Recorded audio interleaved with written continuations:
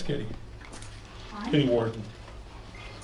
I'm here tonight because I came in August regarding concerns regarding the assessment process. You had said at that meeting you would follow up with me. It's in January, it's 4 months later, and I still haven't heard from you as far as the Okay. follow-up with regards to that. So I'm a little bit, the assessment and the assessment Yes, yeah, I know what you're process. talking. I'm sorry. I think we took care of the situation. We changed chairmans on the Board of Assessment Review. And I think we've got it, the situation fixed, I believe, Kitty. I haven't heard anything from Oh, you hadn't? anybody, Okay, so- okay, I'm sorry I didn't so call you. I- I thought you weren't you at the October or November meeting? No. You weren't, okay. No, I had a conflict of interest. Because I think it was taken care of in October. Is that right? I think somewhere in there, maybe September. It was brought up, and we changed, Bill Young is gonna take over the chairmanship, I guess, is what the proposal is. And Tom, he's still gonna be on the Board of Assessment Review. And, Bill just, I think has more time and, between the assessor, myself, Tom and Bill, we came up with the idea that, for this to, I don't know about fix this problem or at least address this problem. That's what we're gonna try. That's the solution that we've worked out. And I think it will correct the situation.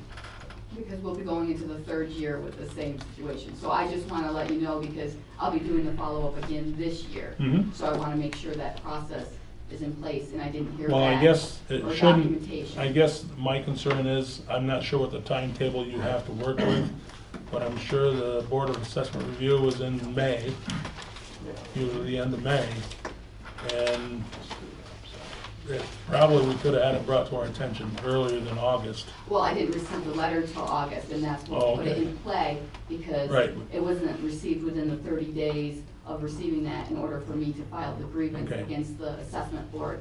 Right. But it goes back to the assessor, and I didn't know if that had been addressed with the assessor.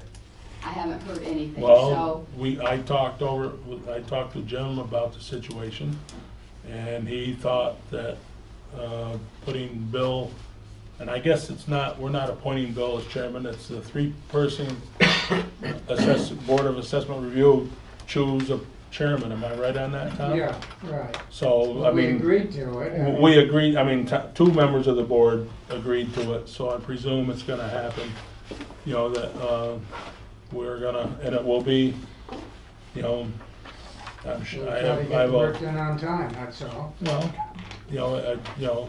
it's worked before, it just had some cracks in it now, I guess, and hopefully we got it fixed, okay? yeah, I'll follow up with you individually regarding Okay. the assessor piece of it. Okay, As far as okay. providing taxpayers the right information, because that goes along with the process, because that was the starting point of the misinformation that led to going to Albany and doing the follow-up with Albany regarding property tax assessment. That led me to the grievance procedures because he wouldn't do the follow-up that he was required to do. So that led me to the second year Okay, in the process. So then when I got to the board, and with the help of Albany, going down through what I needed to do, I had everything in place. And then I get the denial after the 30 days. mhm. So that's where the information in that process is. So I just wanted to make sure, because I hadn't heard anything. Well, I think it would also be advantageous if we had a meeting with yourself and the assessor possibly, and maybe a couple board members or whatever, just to see what is the problem, right? I mean, would that be something? Yes. Because I know Because it Jim is goes- here, he's here quite a bit.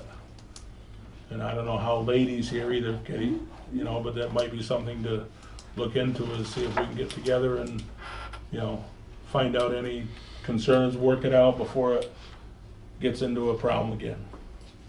And I Okay. just want to make sure that procedure's in place for this year. Okay. Okay. Well, don't forget my Yeah. phone number. You want me to stay after? Pardon? You want me to stay after adjournment? I will if you want. To talk with Yeah. Kit? Well, you can, I mean, I think it. Basically, I don't know if right now the situation, it sounds like she's satisfied with the Board of Review. She's got issues with the assessor. Because he didn't So provide you the if we'll training talk with him, information. and Bill, if we get a meeting with the assessor, you could, if you wanted to be there to, let me know. you and I'll listen to show up. what the problem is, or what the problem is, what the Sure. problem is. So two horses can talk together and fix it, we hope. Let me know if you Yep. set up a meeting, Okay, Bill, I'll come, sounds great. Thank provided you. no hurricanes. Right. Blizzards. Okay, is that all right, Kitty? Yes. Okay, thank you. Okay, anybody else?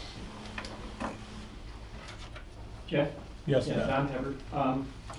I just want to, it sounds like it's obvious from what you discussed, you're getting closer and closer to a road use agreement, that we do not have one.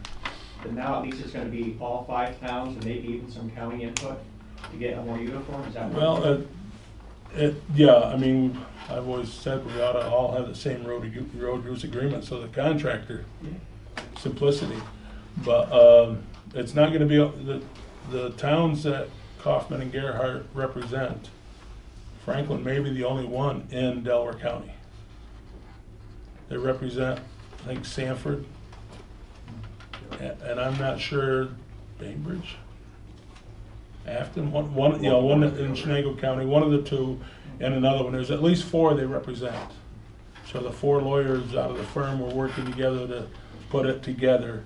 And I know Cheryl, when I talked to her today, she said that Porter Kirkwood from the county had called her either Christmas Eve or, I know it's a big difference, New Year's Eve. It was a little while ago, it must have been Christmas, before Christmas.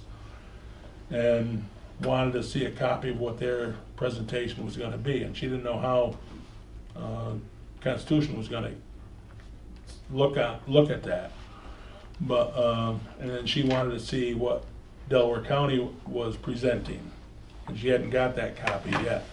So I'm gonna ask Porter and Wayne to get her a copy of what their proposal was or is, and maybe they're just gonna jump on board with what we're proposing. And that's, but there's only, I know that she did represent for a time, and whether she still is, Meredith, but they might be switching lawyers mainly because of an expense factor. But, and they're not really involved with the pipeline except for possibly some road usage. Okay, is that? No, yeah, just Okay. sounded like you were making progress, and Okay, and then I pleased think that we're, Paul? it's okay. not too late, if we had it yesterday, it would be fine, sooner the Right. better. Oh, yeah, I agree with that, Yes, Paul? Paul DeAndrea, I appreciate this opportunity to speak for a moment. Some time ago, there was proposals to upgrade the AC transmission lines in New York State. And you may or may not know that 2 of the circuits for upgrade were in our town. One was a 3rd parallel circuit to Marcy South, which was an Edict to Fraser line. The other was Oakdale to Fraser, which borders our town line with Walton, actually crosses over to White Hill. On December 17th, the Public Service Commission took both those options out of the proposals that are on the table. So as of right now, those circuits are no longer under consideration. I thought the board might want to know that. Thank you, Paul. As of the 17th of December. Right. That may change, but it looks like they're not considered. And what about the other 2 power lines? Were they were considered earlier, but not anymore? Nothing in our area. Essentially, the line still under consideration will traverse the Mohawk Valley and south along Hudson. Apparently, that's the route of preference right now. Right. Well, thank you. Thank you very much. Okay, anybody else? Students? Yes, Pete? I was at Poniana today, Chuck Schumer was there. They want to increase and better the trains there and commute stuff for business. Mhm. And also they want to get 60 mile and no duties paid where they have a business from, wherever they locate. Okay, So I was there today and they also want to bring in broadband. Mhm. And he was talking about Schumer today. Okay. So on a train, now what, if they come So they within, wanna take care of bridges that need to be repaired, oh, going okay. on and stuff. So, And also if you're 60 Fixing miles, the if you rail open up system. and bring a business here, you could be 60 miles away, you don't pay duties to keep your Oh. business going, yeah. Duty? That's usually for foreign countries, isn't it? Yeah, they're gonna do that here, so they don't have to pay to transport stuff. I don't quite understand how it works. well, Well, they're trying to make businesses here get more easy to make business, that's why. Yeah. new business won't pay where old businesses do. Oh, in other words, if the import, export, And even if they have businesses, Attached say to in Binghamton the- at 60 miles away, like Romiana, they can have, they don't pay duties on it. Right. Well, it's, oh, And also to revive the area, you know, to have more business come. right, right. So it's important to even to go to that, even some board members, to go something like that, see what you can get your communities presented. Mhm. Okay, thank you, Pete. Is there anything else?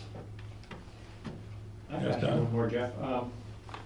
Various towns, it's more on the other leg, the eastern leg of the NED, have filed to become interveners to stay up to date on all the things that are happening with the NED pipeline. Right. Has Franklin considered yet to become an intervener on that, to keep that information supply coming through, or? Well, we haven't officially, I guess. I've been, They've opened that to the 15th now. It was gonna be shut down, but they had some problems with their computers, and now the window's open till the 15th of January. If the Mhm. town was thinking of becoming an intervener. well, it hadn't been thought of, no, to be honest with you, Don. I know it seems like, I mean, we're very fortunate to have had the open house, I believe. And they seemed, I don't know if you felt they were open to the public or not, or reserved, or happy with the open house, dissatisfied with the open house? Well, I mean, yes, they provided information, but the problem is they did provide it one-on-one. It still is nice to have a bigger format where if I ask a question that you didn't think of, you hear the answer to my question. So it was more one-on-one, which Right. has some advantages, but has the disadvantages of not everybody getting the same information. Same That's my, I want to even say. Well, see, some of the information that was given So, was miscalculated anyway by some. That's the problem with not everybody hearing the same thing. Well, I That's- know, and that was part of your editorial too. Mhm. That was the wrong information, but, Okay. okay. Anybody else? It's awful quiet. Well, I guess we can go to the motion of To adjourn. to adjourn. And we thank you for everybody come out on this nice, last time was worse, at least it isn't so bad tonight, it's an improvement, getting better, and we thank you very much. I'll second it. We have a second, all in favor? Aye. Okay.